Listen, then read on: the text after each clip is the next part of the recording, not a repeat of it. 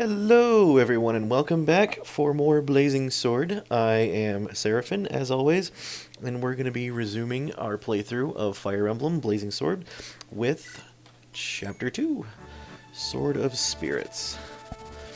So, when we last met our heroes, a hero, I should say, Lynn met up with a couple of knights from Kalen, Kent and Sane. Turns out they've been looking for her.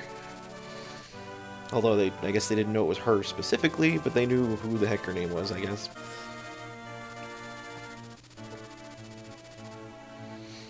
So now we're taking a small detour. We're gonna go pray at an altar.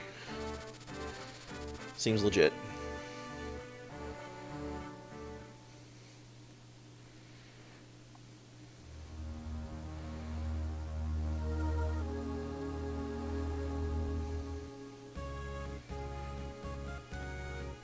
Okay, so here we have the altar. Temple, I should say. Ah, yes. People pray to swords.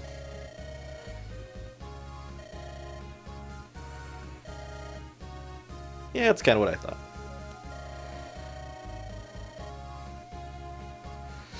So, Elebe is the name of the whole continent that this world takes place in, and Elamine is one of the 8 generals, I believe is what they refer to them as in this game.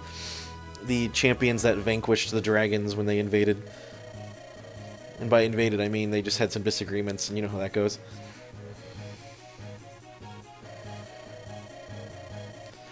The Mani Kati is an uber awesome sword. I'm sure some people pronounce it Mani Kati or something like that. I say Kati because that makes the most sense, but judge me at your own discretion.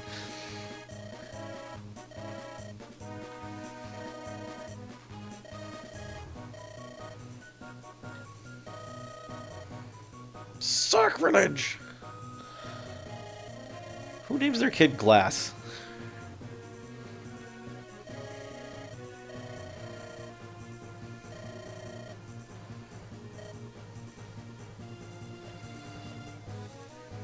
Like, even by medieval standards, come on.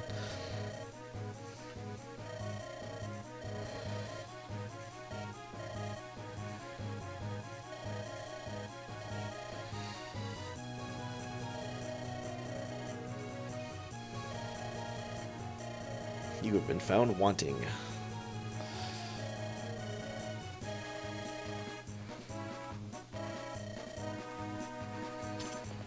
And just kicks the guy in the back room, because, you know.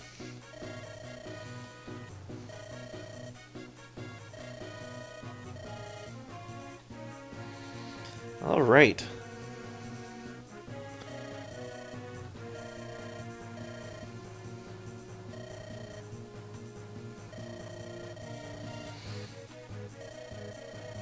Local ruffians. You know, if local ruffians is such a big problem, you'd think they'd have some kind of guards. And I love how the only time this thing has been attempted to be stolen is the one time we just happen to be passing through. I mean, maybe it's been trying to steal them before, I have no idea, but... You look like a virtuous group. No, we're actually a bunch of jerks.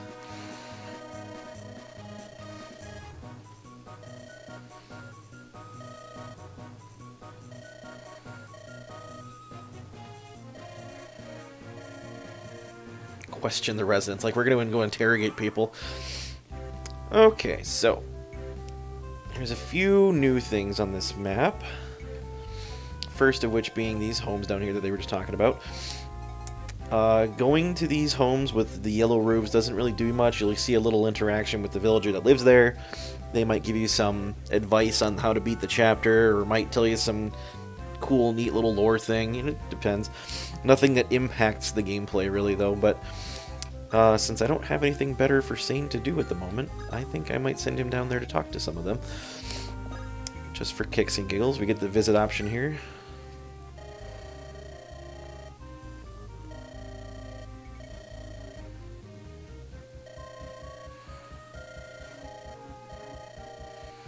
Yes, apparently it had a rightful owner.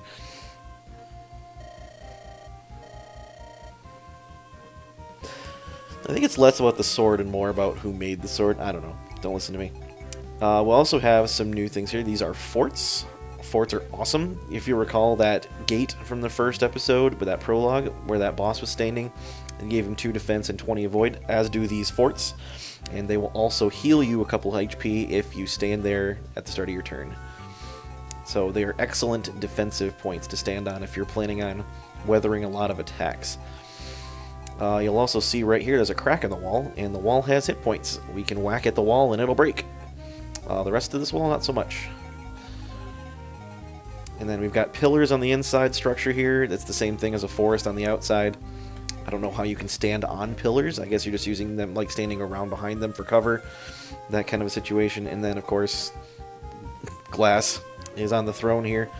Throne functions exactly the same way as the fort. Same defense bonus, same avoidance bonus, and same HP healed per turn. And then finally we've got mountains. Mountains are fun.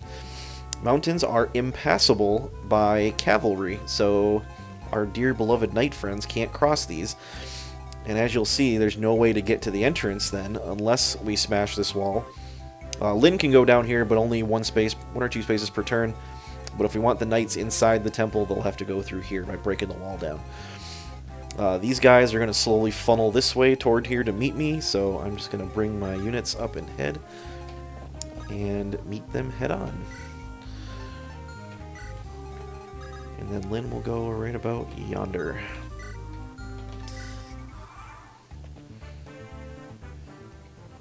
Ken's not going to have any issue cleaning up these guys. In fact, now that he's got that last point of speed from his previous level up, he is now quick enough to double hit these guys, which is fantastic.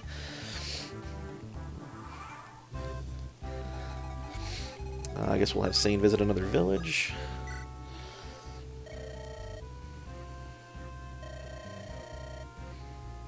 No, we were going to kill him and take his stuff.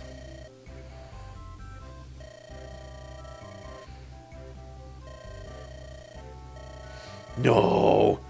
I never would have noticed that.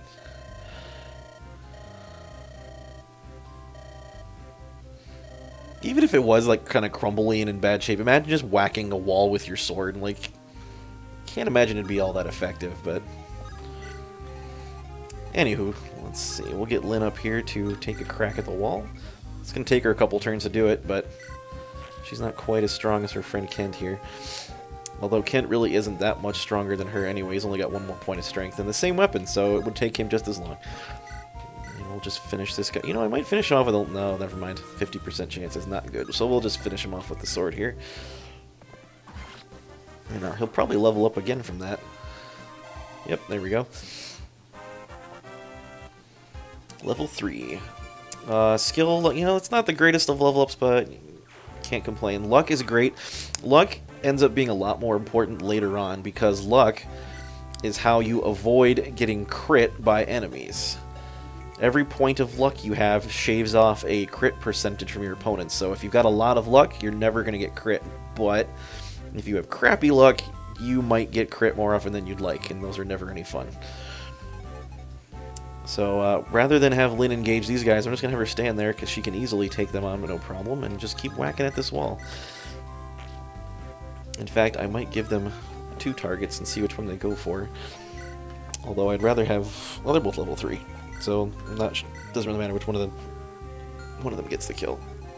And we'll have Sane visit this last village.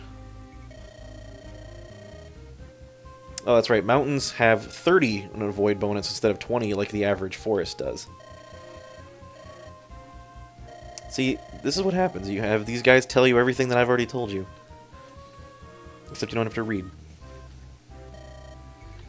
Yep, so knights cannot cross forests on horseback. I'm probably going to go for Lyn. Yep, that's what I thought. Generally speaking, if they have an even shot at both people, they'll go for the more important character, so the story character in this case, which is Lyn. But she will easily dispatch this guy. And we'll have her finish knocking the wall down.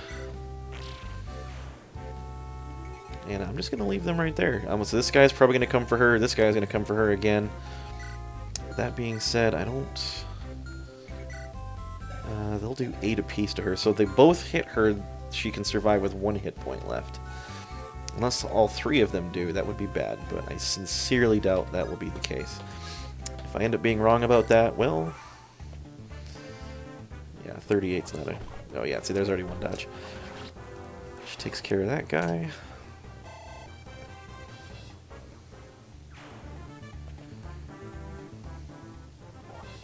Oh, well, that's not fun.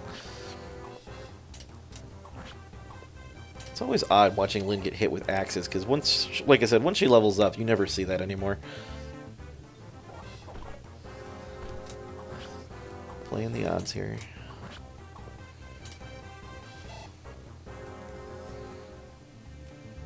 Okay. What I might do... I think I might let Sane get a level up this time, so... he's only level 1. What level's this boss? He'll probably level up straight up just from killing that guy. So, we'll have Lynn finish him.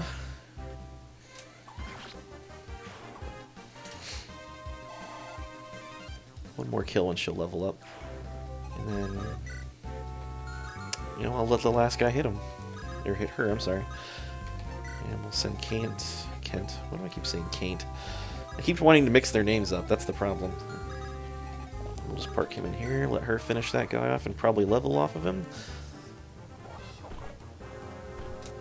That'll put her at 4. Yep, there we go, just enough. More strength, I'm okay with that. You know, she hasn't gotten speed yet, which is kind of odd, because normally that's the first thing she levels up, but I will happily trade some speed points for some speed points later for some strength right now. She desperately needs that early game. So, like I said, I think we're going to let Sane have a go at this guy. So I'm going to bring him here and take this sword from my friend Kent. Put him right in range of that guy. He'll come right at me. Lynn can just park herself there. And I forgot to actually equip the sword that I traded, but that's okay, because he lands a hit with the lance anyway. That's the other thing. When you trade weapons, if you're gonna if you want them to equip the one that you trade them right away, you want to make sure that you trade it into their first slot. Whatever's in their top slot is what they're going to equip. So if I were to, I can do it from here, but it's much easier if I just go item and then equip. Or I could just pick it when I attack him. So he'll do the same damage, because again, he trades the weakness from the lance to the bonus from the sword, same damage. He'll easily kill this guy. He hits pretty darn hard, considering. And then we're just going to park Kent here as well. And we're going to let Sane go to town on this boss. As soon as he equips that lance, he's going to be a much more difficult target. This guy doesn't have enough speed to double him, so it's going to be a 1-for-1. They're going to trade attacks. And his 10 attack to my 6... he's going to do 3 damage to me. And I'm going to hit him like a truck.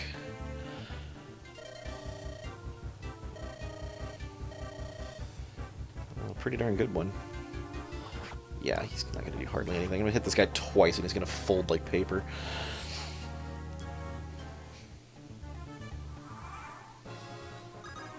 Alright, we'll just give him another quick whack here. Oh, and that's unusual. See, there you go, 75% chance. You think that's good enough? It's not quite. He can take a couple more hits from that guy and be fine. He is going to heal, but it's going to be just not quite enough to avoid getting killed. Drive that right through his face. There we go. That lance looks like it would hurt. There we go. Alright, get something good, Sane. Yeah, this is why I prefer to use Kent.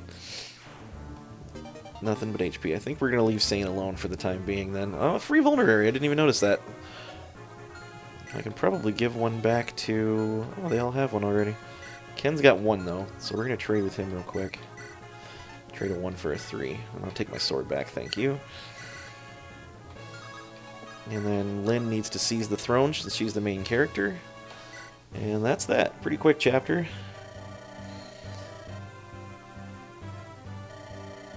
Apparently all the tribes dress differently. I haven't noticed any difference in the type of attire that all the Sakaians wear. You meet a couple more later, and all their garb pretty much looks exactly the same. So the fact that he can pick out exactly which tribe she is based on what she's wearing, it's pretty impressive.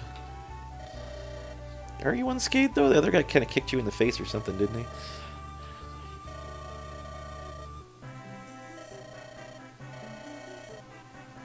Well, see, there you go. It's not the sword deciding who draws it. It's this guy put a spell on it.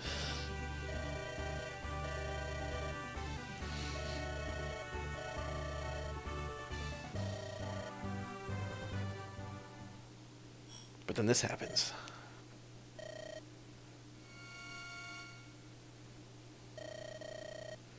Ooh. Not sure how she can tell it's glowing from inside the scabbard, but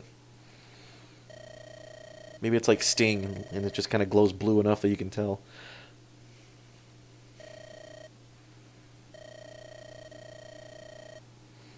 Apparently it's sacrilege to use it in combat unless you're Lyn. And then it's okay.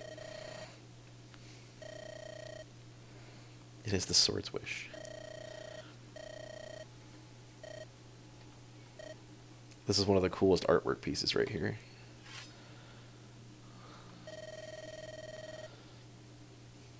Lyn with her wicked sword.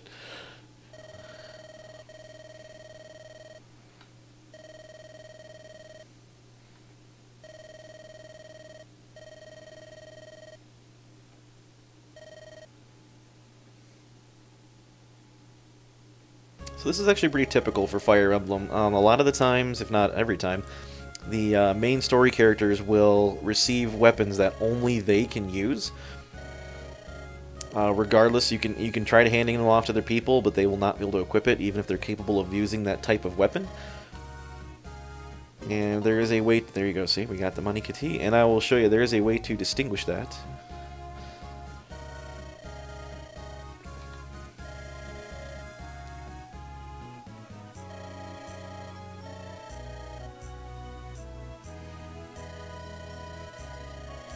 As legendary as it is strangely enough not one of the 8 general weapons.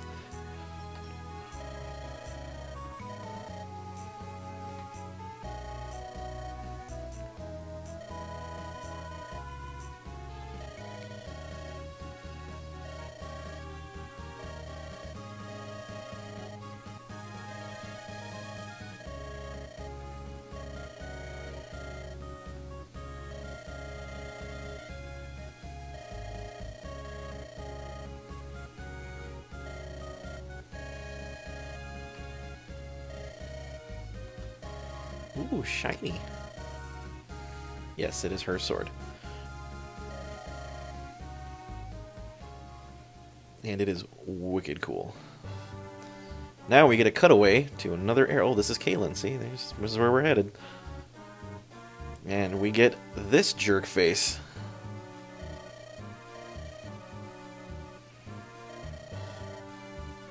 Yep, this is Lundgren right here.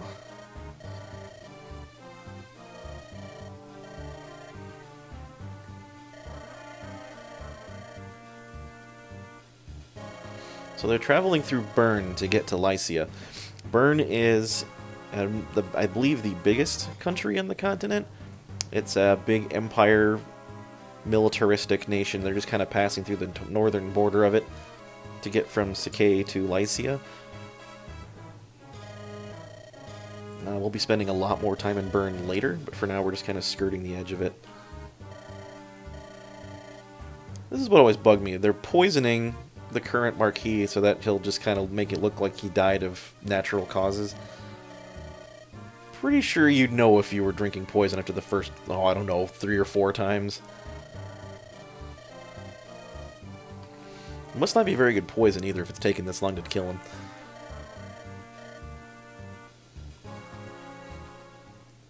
But what the heck do I know? Alright, well, what I'm going to do this time, we're going to go into the next level just so I can show you a couple things, but I'm going to wait to finish it until next time. I don't want to make this go too long, and this next chapter might take a little bit.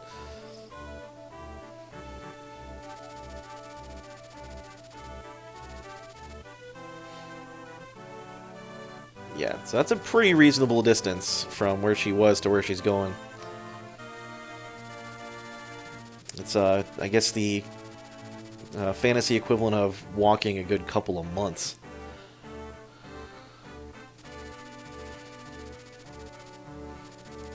It's kind of amazing that they just sent 2 dudes to go look for this chick, and they had no idea where she would be.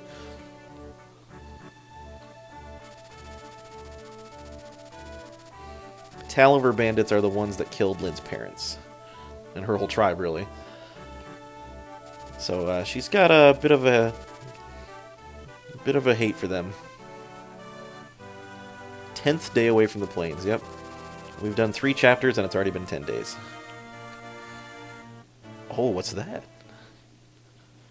I'll show you in a minute. Some of you were like, duh, I know what it is. I've seen it before. Yeah, well... I'm playing this for people who might not have ever played this before. Or any Fire Emblem game, really.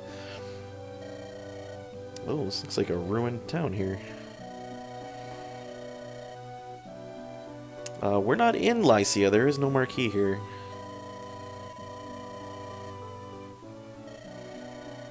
See? That's what I just said.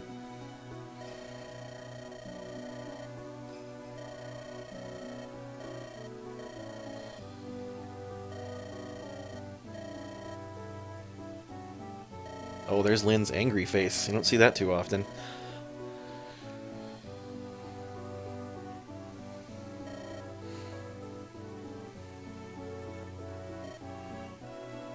Yeah, they give the main characters a little more personality with their artwork, but the only time you see it is during the story dialogues. They don't do it any other time.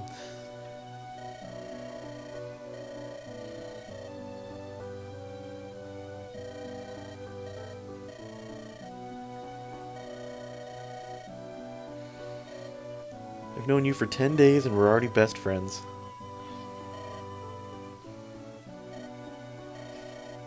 Oh yeah, me too. Oh, there I am. Never mind. I don't get to fight, but I'm there. This is interesting.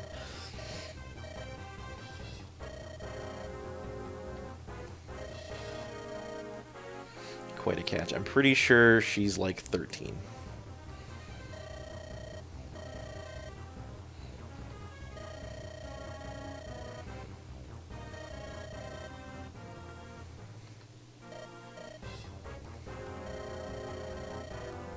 Flying mule.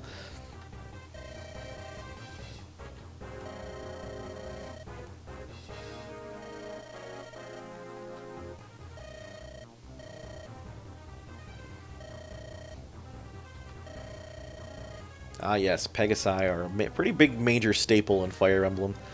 Rather than just having like Wyvern Riders or Griffins or anything like that, they get Pegasi, and Pegasi are pretty legit. They can only be found in Ilia, as this guy says. Ilia is a very... it's like a tundra wasteland almost to the very far north of the continent. And because they don't have the ability to farm so much up there, they're basically like... Think of them as like old school Vikings. They make their living by training mercenaries and fighting for money. And that's how they feed themselves and survive up there. So, a pretty common profession amongst people from Ilia is to become knights. Mostly Pegasus knights, because that's where the Pegasi are from.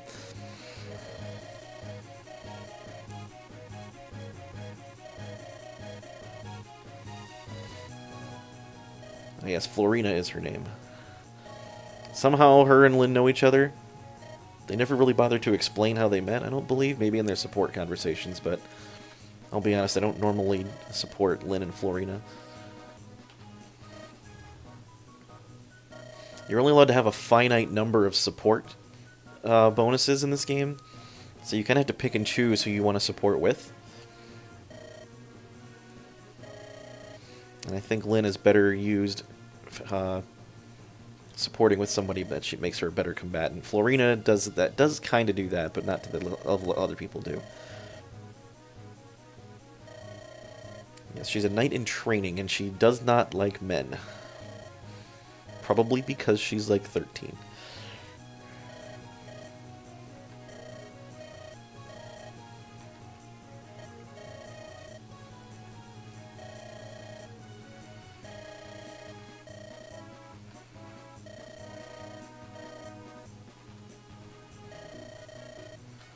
Yep, she darn practically trampled one of them. I mean, they're still jerks, but...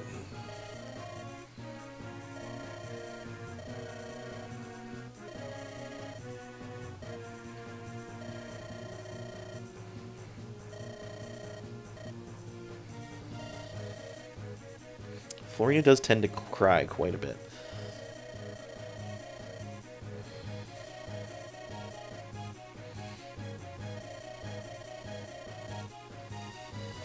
Alright, now we get a fun little map here. We're going to be fighting more than just common brigands this time. We've got a fairly diverse group of units here.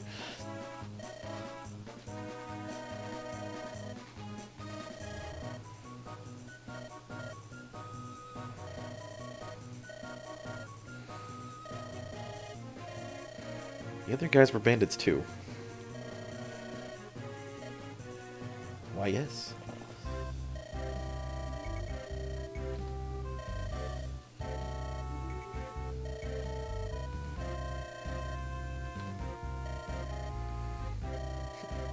Florina's like, who the crap are you talking to? I'm incapable of looking straight at him, so I'm going to continue to look to the right instead. I suppose she is scared of men. At any rate, I just wanted to show you real quick. Now Lyn has the Mani Kati here. It is considerably better than your average iron sword, as you can see. The PRF next to the sword means it has a preference for who wields it, meaning only Lyn can use it. If you were to trade this to anybody else, it would show up gray, meaning they cannot equip it, regardless of if they can equip swords or not. It only weighs 3, which is fine. It has a might of 8, so it's a bit stronger. The hit's about the same, however, it has an inbuilt critical rate of 20%, which is pretty spectacular. And also, the description there on the bottom says that it's effective against infantry. This is entirely incorrect. It is effective against almost everything but infantry. In fact, the Mani Kati is effective against armored units, like heavily armored knights, and also against cavalry. And what effective means is the might of the weapon is doubled. So if Lyn were to be fighting somebody on horseback or somebody with heavy armor, the Mani Kati would have an effective might of 16, combined with her strength of 6 would bring it to 22 attack, and that chews through cavalry like you would not believe.